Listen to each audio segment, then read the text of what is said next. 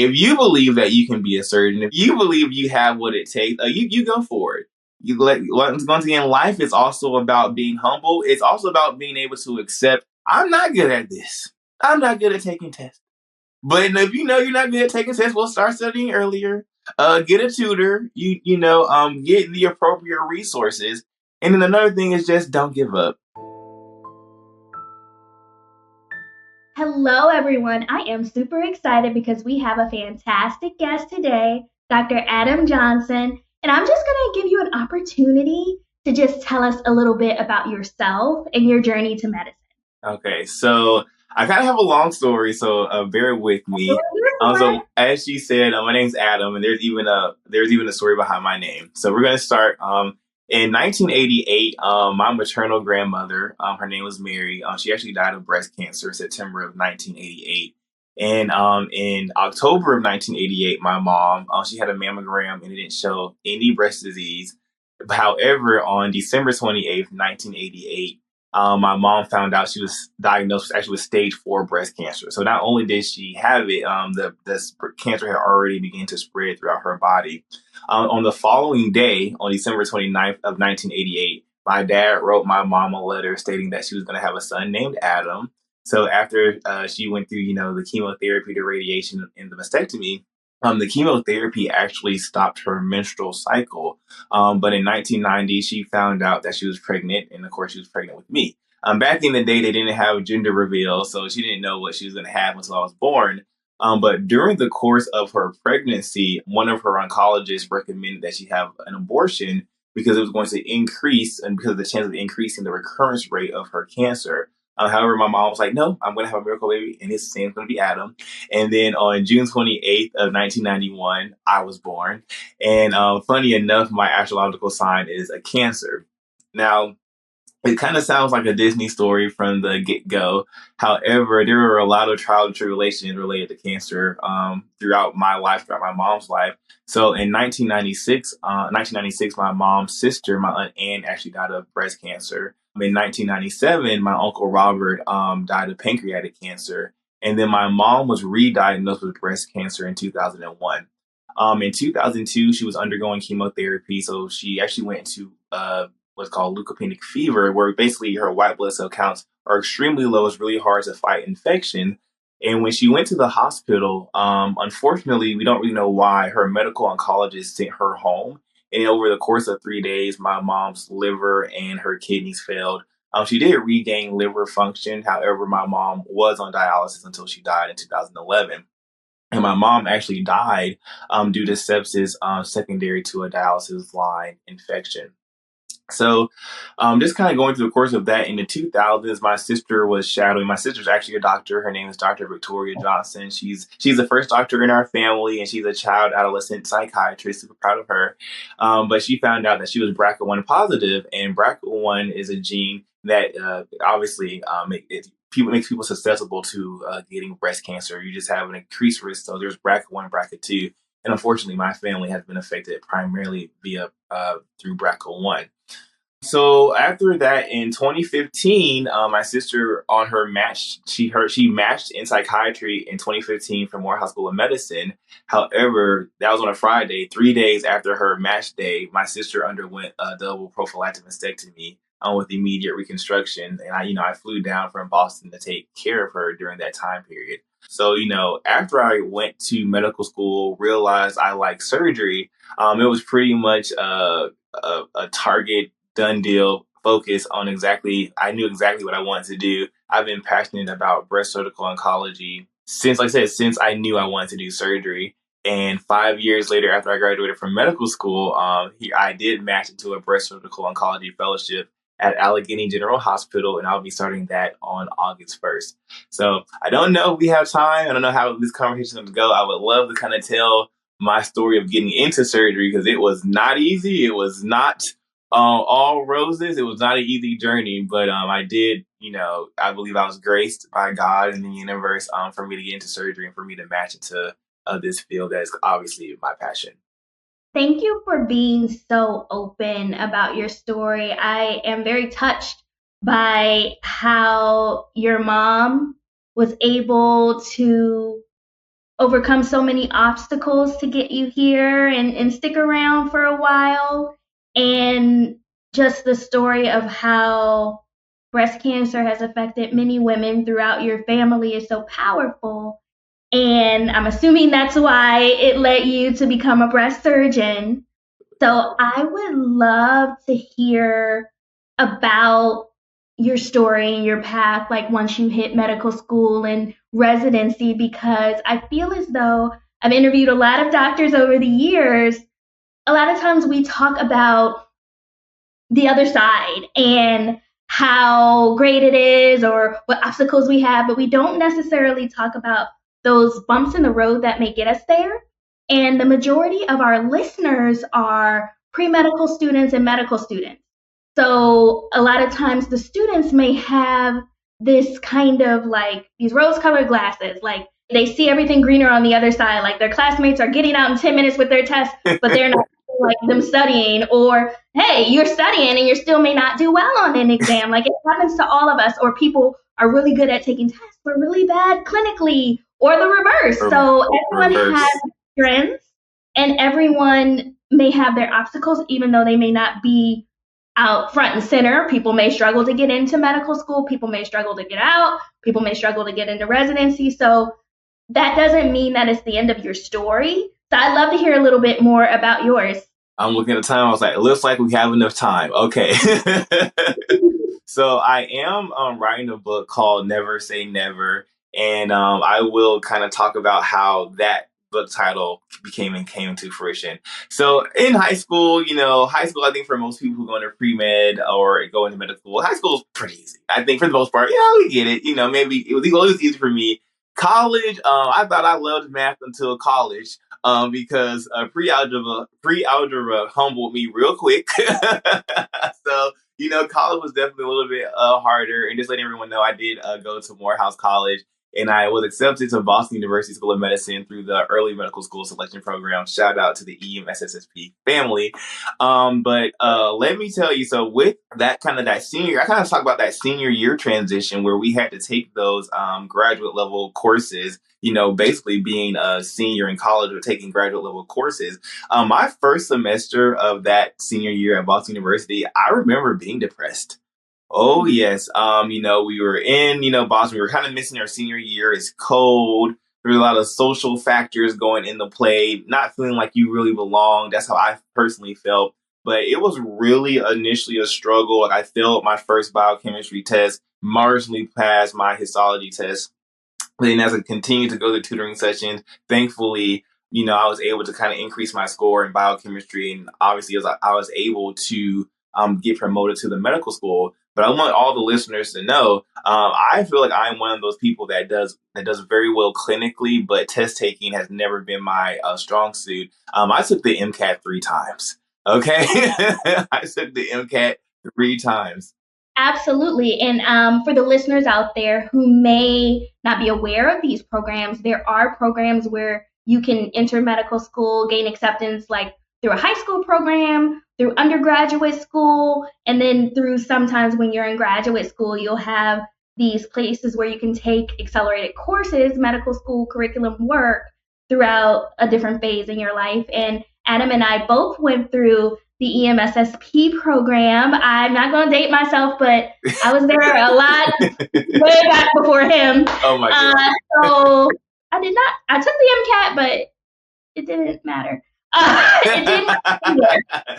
It mattered for us, child. It was a thing, but I will say that you are correct. Like there is a transition regardless of how you come in. So you're transitioning from your undergraduate or your graduate school level volume of knowledge to this new volume. And then for you or me too, when you are doing these kind of pathway programs, there's another factor or layer where you're in a new environment and you don't really know many people. I kind of call it, it was like the real world for me, where they literally placed 15 strangers to live together in a brownstone and like make it work. Let me tell you, we had fun though. We had some fun. It was more like College Hill, not the real world. It was more like College Hill. Absolutely. So what happened as you continued to matriculate once you figured out that, hey, I'm not in like Kansas anymore? So Well, I am in Kansas right now. We're trying to get up out of here. No shade. But anyways, for me, the one thing I really needed when I was at Boston University was a support system, and I do believe the EMSSP family provided that. And I had great mentors, Dr. Polk, Dr. Kaplan, and even shout out to Miss Melissa Evans, who was kind of the mama of the program. It's also surrounding myself with, having that best friend, that study partner. I'm going to call her out, Dr. Monique Mead, another graduate of the EMSSP program. I really want to talk about my failures because every year when I was at Boston University Medical School, I think I failed a class. And this is someone who is confident. I know I'm very intelligent. I know that I am bright. But sometimes those courses got to me. So my first year, I believe I failed neuroscience and physiology. However, having that kind of determination and the correct mentorship, at the end of the year, they gave you the opportunity to retake your test and you passed. So, of course, I'm feeling good about myself. Like first year under wrap, I'm good. Yeah, I failed the first test of my second year, and it was infectious disease. I remember all the failures, girl. And it was infectious disease, and it was crazy because it was the first test of my second year, so I knew that I had to take this retest the entire year, this lingering retake. And but in some ways, I don't know. I think that my failures kind of motivated me. It's like, all right, well, that didn't work. What do we need to do differently to make sure that we pass all the subsequent models? So after that, I didn't have any other problems the rest of the year. Retook that infectious disease test, and we passed it flying colors. So with medical school, I know the times are changing, but for us, we had step one. And as I said, standardized test taking is not my strong suit. And this is when it was time for me to take my step one. This was right after my sister had surgery, so I had flew back to Atlanta to kind of help take care of her and obviously celebrate her match day. But that was like a really emotional time for me. So I don't know why at this point in time I didn't know for sure that I want to be a surgeon, but for whatever reason I looked up the average score for surgery, and it was a 227. So I took my first practice test and it was a 156. And I said, oh, these are not one. these are far away. So, we had our intensive study period. And each time I take a test, I would jump like 10 points. It was like 170 and it was like 180 something. And I was like, this is still a long ways away from a 227. So I was supposed to have a meeting with the deans of Boston University School of Medicine the day I had my meeting scheduled because I was trying to push back my step one test date. I ended up passing one of my practice tests with a 194. So 192 was passing at the time, and I got a 194. And I was like, I'm happy, I guess, that I passed it. Once again, I'm trying to get into surgery. And I went for the meeting, and they didn't even let me in the room. One of the deans came out and said, "Oh, we heard you passed your you passed your practice test today." And I was like, "Yes, I did." And she said, "Sweetheart," she said, "you don't want to come in this board meeting. There's a bunch of mean people in there. Go home, eat some ice cream, take a break, and start studying again tomorrow because you're taking your test on Monday." So I was like, "All right, here we go." So I ended up taking my test on that Monday, and I do believe in the universe and signs and God and alignment and things of that nature. And it was actually on Victoria Day, and my sister's name is Victoria, and I think of victory. So I took that test, and I started my clinicals during third year, and my first clinical was internal medicine. And I'm gonna be honest with y'all, I was depressed on internal medicine. I'm sorry, no, I was. I just no need to apologize. I think that the listeners need to hear the real struggles that people go through. Okay, let me tell you guys why. You go through all these courses, you take all these tests, and I remember I had an amazing team, amazing attendings, amazing residents, amazing co-medical students. They weren't gunners. They weren't trying to, throw you under the bus. I had a very lovely team, but I found myself miserable waking up every day, rounding it for hours at a time. And where depression started to sit in on that rotation was, oh my God, I did all of this, waste all this time and money, and I don't even want to be a doctor. I was miserable. But it was during my internal medicine rotation where I found out my step one score. And so passing was 192 at the time. And I opened up my email and it says 192 pass. And I'm like, well, yes, I know 192 is passed, but what did I get? So I'm like scrolling up and down. Like, I know 192 is passed, but what did I get? It took me like 5 minutes to realize that the 192 is me. That is me. So I was just, sitting there in a state of like, okay, like, yeah, I'm happy I passed, but this ain't no 227. So it was kind of hurtful. Well, it was, I just felt I had conflicting feelings about that. And I Mm-hmm. remember the very next rotation after internal medicine was surgery. Long hours, needing to be at the hospital at 4:30. Oftentimes didn't leave until 7. But I remember the excitement I felt on my first day of the surgery rotation. And for the remaining 8 weeks, that excitement never left. And of course, when people heard my step one score, they're like, oh, Dr. Well, Adam at the time, they're like, you have a wonderful personality. You should really go into family medicine because your patients will love you. You have a great personality. It also is not as competitive as surgery. And I was like, but I like operating. I like the OR. I like to do things with my hands. It was, I had people on both ends, people telling me that you're not going to make it to surgery. But then I also had other people who were like, well, the fight's not over yet. If you want to do surgery, figure out what you have to do.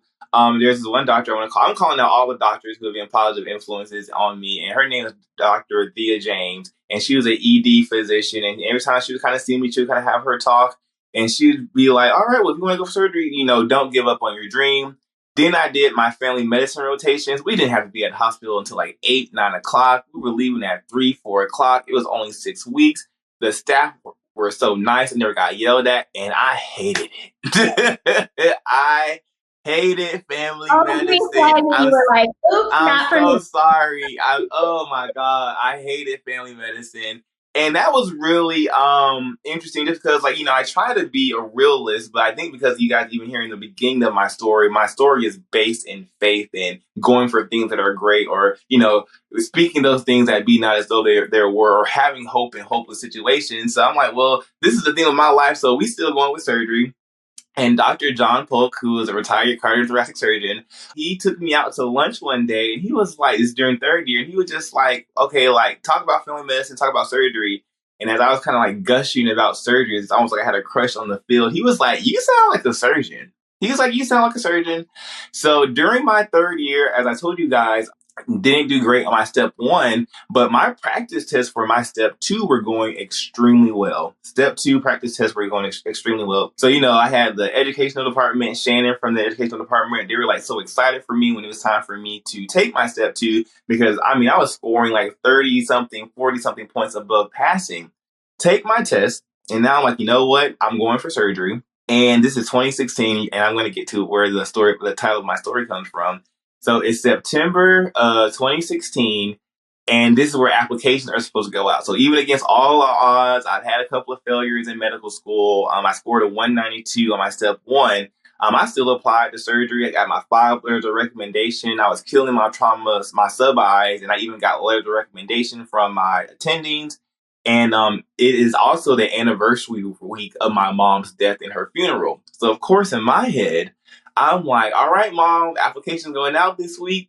You are with me. We got this. So I opened up my email because my step two score comes out the same week that I'm supposed to be submitting my application.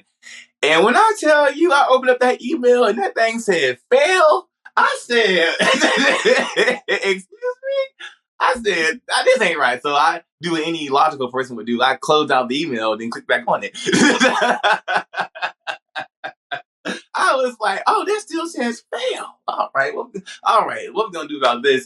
So I ended up going to Shannon's office, who was my educational advisor, and they already know our score because I could already see that she was been crying for me. I could tell she really cared. But she was like, oh my God, what happened? I had dropped over 30 points from my last practice test to my actual test. And she was like, I have never seen this happen before. That didn't make me feel better, but she was just like, they ain't never seen this happen before. And my first name, Dr. Samantha Kaplan, so she was the dean of the EMSSP program. She doesn't see me in the room, so she runs in the room and goes, we need to talk about Adam. Then she looks over, sees me, Then I start crying because by that I had kept it together. But when she ran that room and I could hear the urgency and concern in her voice, we didn't talk about Adam. That broke me for a little bit, but I kept the gangster in office. I just did like the Denzel Washington Glory one tear cry, and I got it together.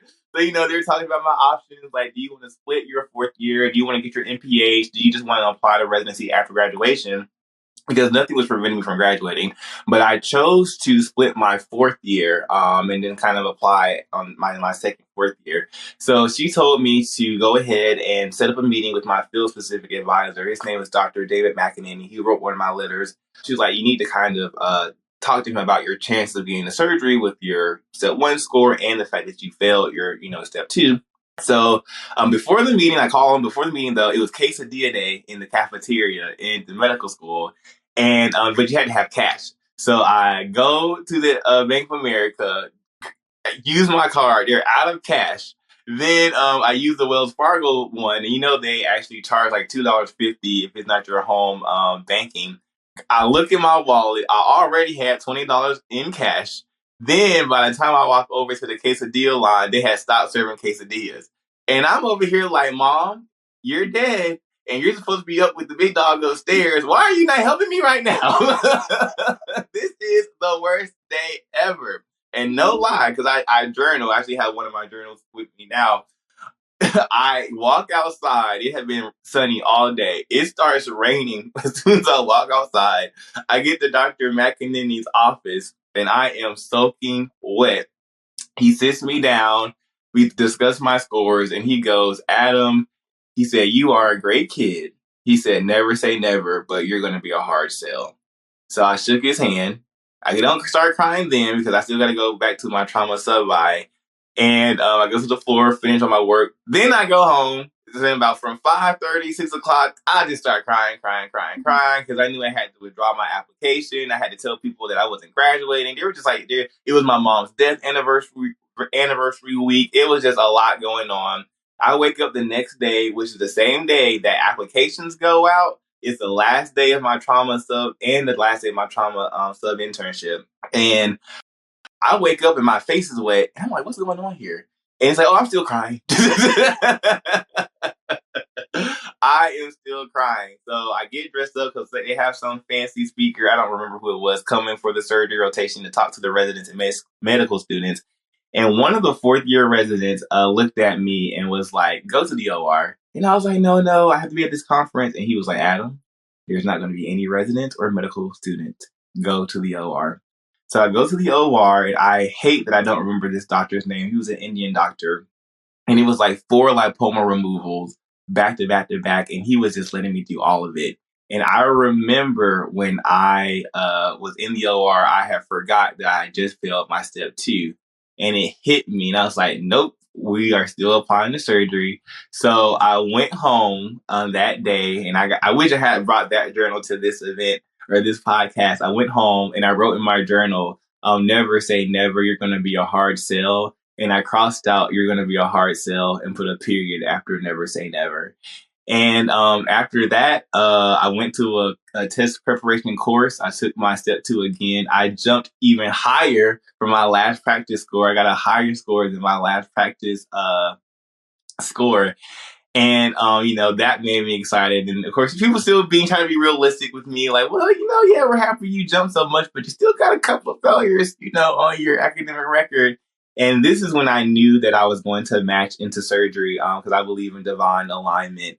So once again, Dr. Adia James, I told her I had filled all my story, and she told me this long story. Well, we're not gonna be too long. I know we only got 6 more. We're gonna have to have you back for part 2 in a minute.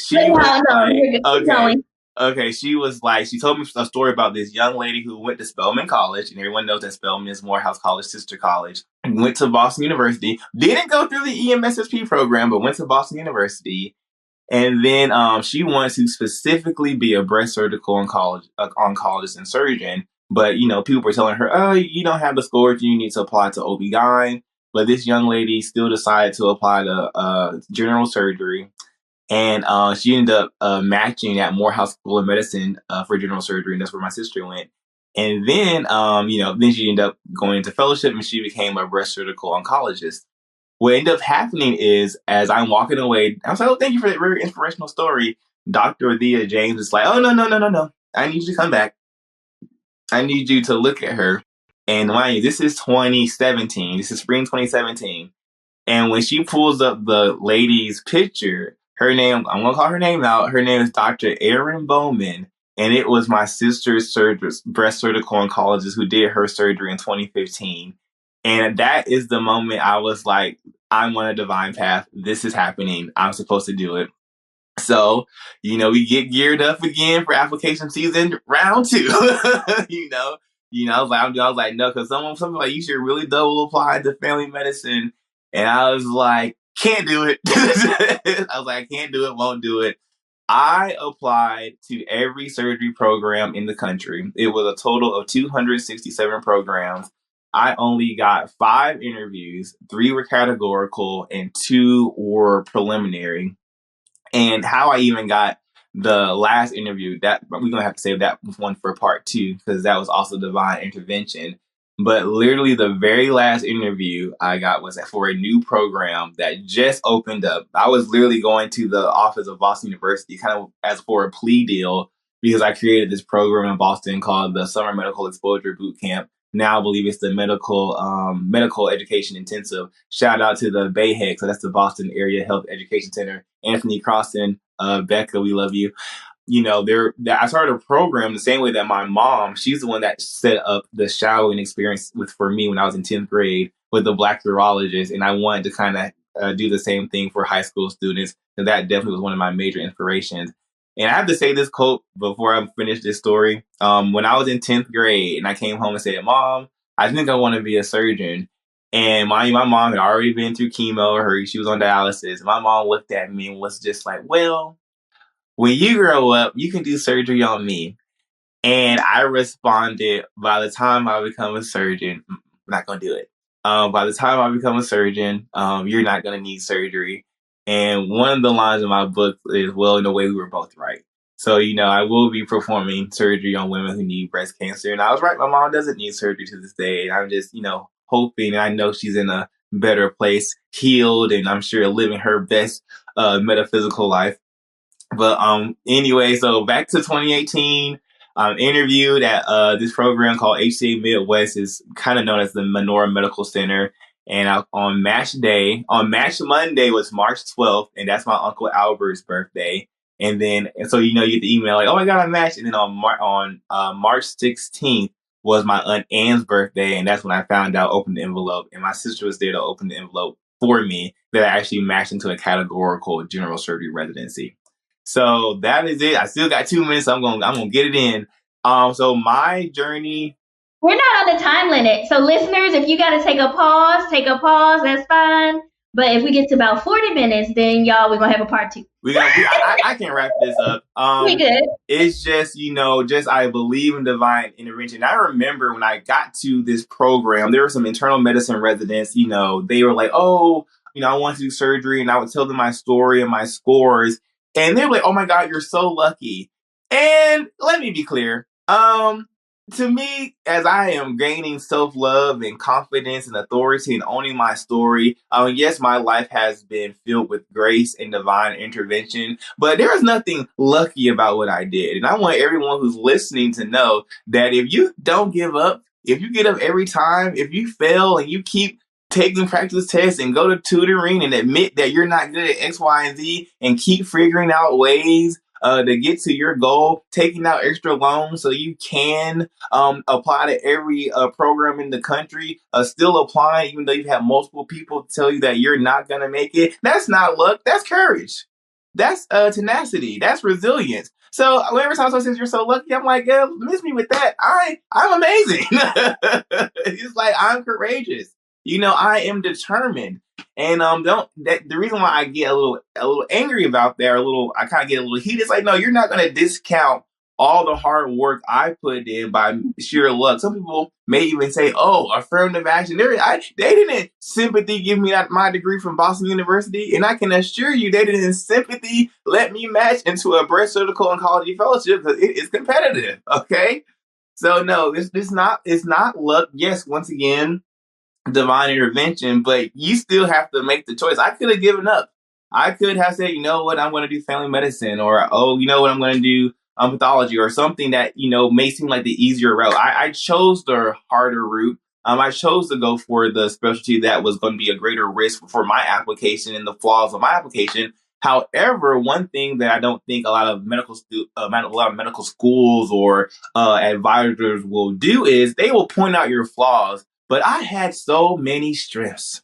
Mm-hmm. I had an abundance of strengths that I'm even now accepting and realizing. And I am going to be an amazing surgeon, and my patients are going to love me. And okay, I might not be able to take a standardized test, but guess what? I'm gonna pass it. Hey, it might not be the first time, but guess what? I have the intelligence. I have the capability. You all have the intelligence. You all have the capability to pass these tests and to get through clinicals and to get through your MCAT. Don't let anyone tell you that you cannot do it. And I love that I literally had the passing score of surgery, and we will fast forward 6-7 years later, I matched into a breast surgical oncology fellowship. So even in residency, I talk about my dad died when I was a fourth year resident, and so the hits keep on coming, but you got to keep on trucking, you keep on going. And I remember when I was getting ready for my application to breast surgical oncology, I was so nervous, but once again having that determination, I was like, look, I applied to every program for general surgery residency. Let me just go ahead and use the same strategy for breast surgical oncology fellowship. And then this time, I emailed every program before the application season just to get my name out there, just to let them know that I'm passionate. Intelligence is, people are like, oh, you're intelligent if you can take a standardized test. There are multiple different categories of intelligence. You have emotional intelligence. But for me, intelligence is also, how do you figure out a certain problem? As a gay man, no tea, no shade, but I can always guarantee the majority of my co-residents or whatnot who grew up in affluent households, who didn't grow up in poverty, who haven't suffered loss after loss after loss, might not have been able to navigate and strategize and have the fortitude to still make it this far. So I don't know what the main demographic of your listeners are as far as ethnicity and socioeconomic background, but if you made it to medical school and if you're a pre-med, congratulations, you're doing so well. You're already doing well. Another highlight of my residency experience, even in the midst of my dad dying, the following year, I was able to present research in Australia. So here I am, an African American gay black male from Warner Robins, Georgia, who, we literally had multiple years where we were on food stamps. We were below the poverty line of Warner Robins, Georgia, which is the rural South. It was a military town. But here I am 30 years later during Breast Cancer Awareness Month 2022, in my last year of residency, I was able to present research on a breast cancer project in Australia. So, but years ago, someone told me that my 192 was going to keep me out of the door. So there's just so much. Like even this year, I asked my Aunt Carolyn. So in my final year of residency, I was a resident during the pandemic, and I was like, my aunt has BRCA1, and I was like, hey, girl, you need to, think about getting the double prophylactic mastectomy. And she was gearing up for it. Then COVID happened.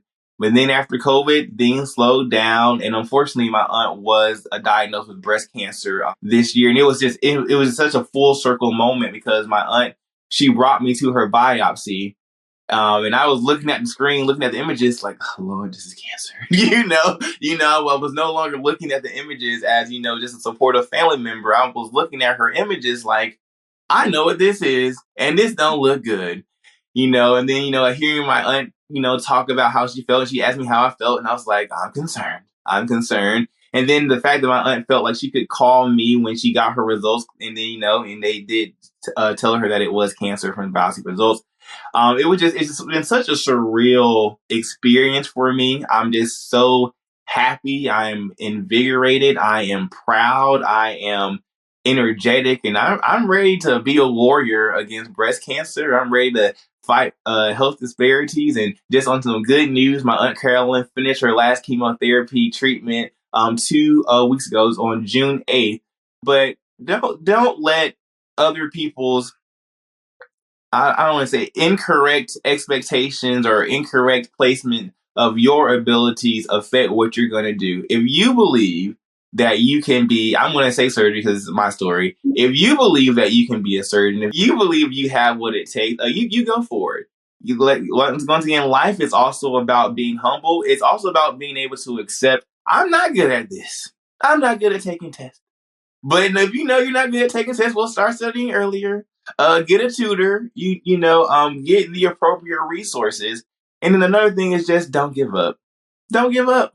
There's been so many, I think, especially maybe in our program, where I think some of it is, as far as the social stuff, some of it is purposeful, where they want us maybe not to feel like we belong, or they may want some people may want us to feel like we are less than, but we are not. We are not less than. We are more than capable, and stand strong in knowing that you deserve to be wherever you are. If you're a pre-medical student, if you're a medical student about to apply for whatever specialty, but just don't give up. Surround yourself with positive people and people who are going to pour into you. I recommend journaling. I think journaling is very important. Go to therapy. That's another big thing. I went into therapy. Dr. Kaplan recognized that I was depressed in medical school, and she recommended I go to therapy, and that helped greatly. So sometimes you just need someone to talk to. Don't feel ashamed about needing to take care of your mental health. But if you have a passion and you know what you want to do and why you want to do it, go for it. Acknowledge that you might have some problems along the way, but just go for it and keep getting back up. Thank you for listening to my TED Talk. There are so many key points that I just want to point out.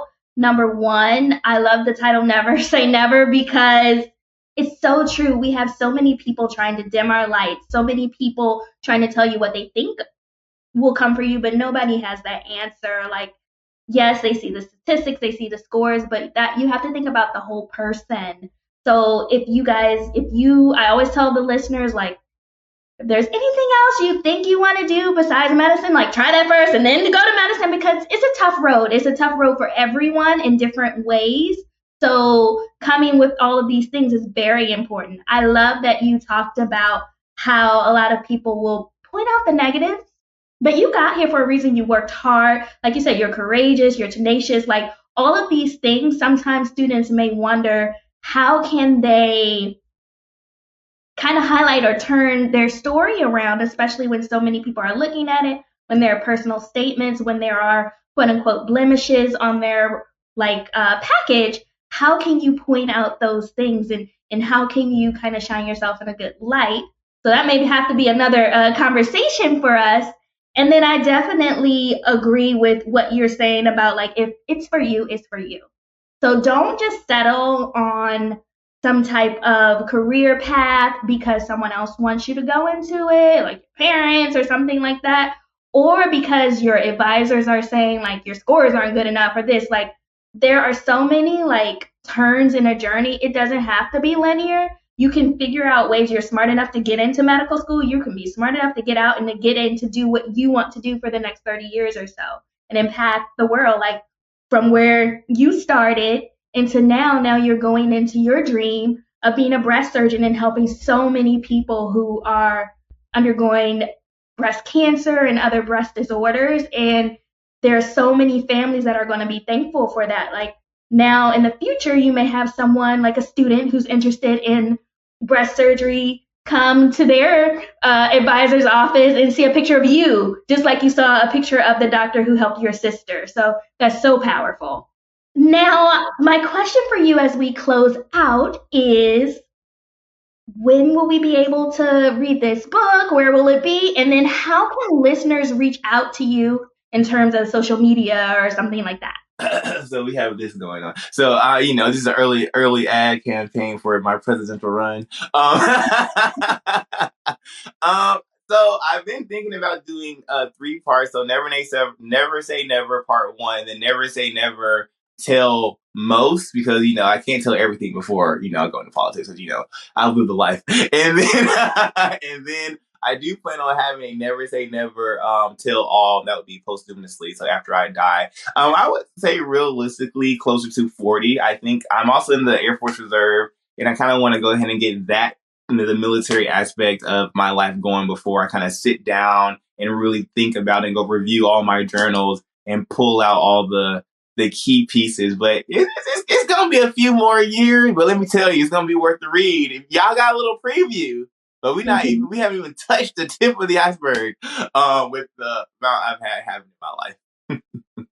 And then how can the listeners reach out to you? Oh, there you go. So you can find me on Instagram. So my Instagram title is /_MD. So SLASH_MD. And then for my email, I really don't do a lot of social media, but I am open to email. You can email me at adamljohnsonmd@gmail.com. Thank you for that. And for all of the listeners out there, feel free to click that subscribe button. If you don't know now, we have videos on YouTube under Med School Coach in case you want to watch our facial expressions and things like that. And then, of course, we're found wherever podcasts are found. So we know that you guys are looking for opportunities to come on if you're a student or a resident and tell your story, or if you have any particular tips or people that you want to see on the show, definitely reach out to my Instagram at Dr. DOCTOR, the letter D, Graham, GRAM, Dr. D Graham, or at Med School Coach, and let us know who you want to see. My final point that I want to bring up that I love that Adam brought up was he was depressed during phases of med school. Yes, that's very common, and it's something that we need to be addressing and not be ashamed of in medical school. So I recommend everybody get therapy. Like, it should just be a part of the package because you're seeing so much and you're there in people's like beginning of life and end of life and when they take their last breath. So it's a lot to take in, especially with HIPAA, where you're not allowed to talk about it with other people. You're a human being, remember that. And then alongside that, there are so many struggles that people who are in medical school go through, whether or not it's struggles with tests, it struggles with clinicals, it struggles with administrators or people you're attending being mean, or your seniors.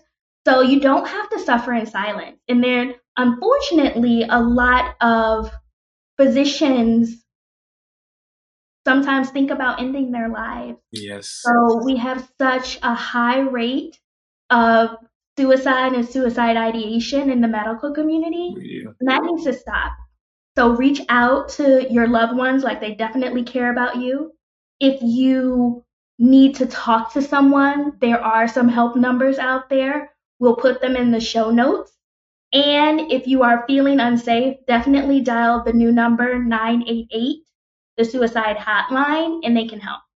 I'm sorry to end this on such a low note, but I just wanted to point that out because you guys don't need to suffer in silence, and we're here for you. Absolutely. So definitely check us out next week, and we'll see you with another fantastic guest. Bye. Bye. The statistics are staggering. Breast cancer now strikes one woman in every 9 in America. And that means that Ann Jillian has a lot of company when it comes to making tough decisions about planning children while fighting cancer. Hey, little guy. Marilyn Johnson is paying extra close attention to the story of Ann Jillian's pregnancy. I can identify with her. This is my miracle baby. Why do you consider your son a miracle baby? Well, I never thought I'd be able to have any children after I had the chemo and the radiation. But he's there. Marilyn is married to a staff sergeant in the Air Force. And since 1989, they've been posted here at the McGuire Air Force Base and live in a townhouse alongside the base.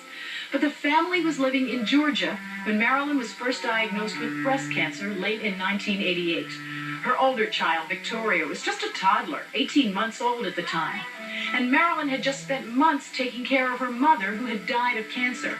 When she first felt sick, she blamed the strain of all she had taken on along with the young baby, especially since Marilyn had just had a mammogram that showed no disease. There was never a lump. Well, Marilyn's case was a little unusual because it showed up as swollen lymph nodes underneath her arm before it actually showed up as a lump in the breast. What happened was my arm was going to sleep, and my doctor thought it was a pinched nerve, and he was going to go in and clip the nerve. I was going to go home that afternoon, I thought. But then when they got in, that's when he found the cancer, and he took out some of the lymph nodes. Her first surgery was done in Georgia, and just as she was beginning her chemotherapy follow-up, The family was transferred to McGuire in New Jersey. So her doctors in Georgia recommended that she continue her treatment here at the Fox Chase Cancer Center in suburban Philadelphia. Dr. Michael Bookman was part of the team that treated Marilyn and continues to monitor her condition. Dr. Bookman explained to me that pregnancy after cancer treatment isn't always possible, especially for women in their 30s like Marilyn. Many of our patients who go through chemotherapy and start off with normal menstruation, normal reproductive function, about 50% when they finish chemotherapy will not resume normal periods and in fact would not be able to become pregnant very easily. Meanwhile, Marilyn kept optimistic about her chances for a bigger family. I thought 2 was a nice number. But when she became pregnant, a full year after she had completed 2 courses of chemotherapy, a mastectomy, and radiation, one of her doctors here at Fox Chase recommended that she terminate the pregnancy. One doctor was saying that the pregnancy would probably cause if there were any cancer cells left, they would grow faster. And then one doctor said, I don't see why you can't. Michael Bookman wasn't the doctor who recommended the abortion. He stresses it's a very individual decision, especially for women like Marilyn who already have other children to raise. However, he leans toward letting the pregnancy progress. At this point, there is no reason for us to tell a woman who's been treated for her breast cancer that she should not try to get pregnant if she wishes. But on the other hand, there is that thought that you want to be around to watch your children grow up. And if you would exaggerate the cancer in any way, you wouldn't have that possibility. Yes, but I just believed in my heart that God was going to take care of me and the baby, and I still believe it. And He's blessed me with 2 children, and He's going to bless me to raise them. In June of 1991, Adam Johnson was born, and he's completed the dream of his mom and dad to have that family of 4. Technically, Marilyn could have nursed Adam with her remaining breast, but she had bottle-fed Victoria and so never considered the breastfeeding option with Adam. Given that breast cancer is so common and given that we do encourage screening and mammography and careful evaluation, we're seeing more and more young women with breast cancer who require specific forms of treatment, including radiation, including chemotherapy or hormone therapy, all of which have their effects. We're also seeing women who have breast cancer diagnosed while they're pregnant, and then we have to decide how to manage the pregnancy concurrent with managing the cancer. And we have, as Marilyn's case illustrates, an increasing number of women who have been treated for their cancer, are doing well, seem to be in remission, maybe even are cured, and now are considering trying to get pregnant and have families again. I still believe that God used them, to heal me. In my heart, I just feel that God healed me and that I'm going to be around to raise them. That's how I feel. Each episode of the Prospective Doctor podcast is brought to you by Med School Coach. To access articles, videos, webinars, and free tools to help you succeed on your journey toward med school and beyond, visit our website, prospectivedoctor.com. We hope you tune in again next time.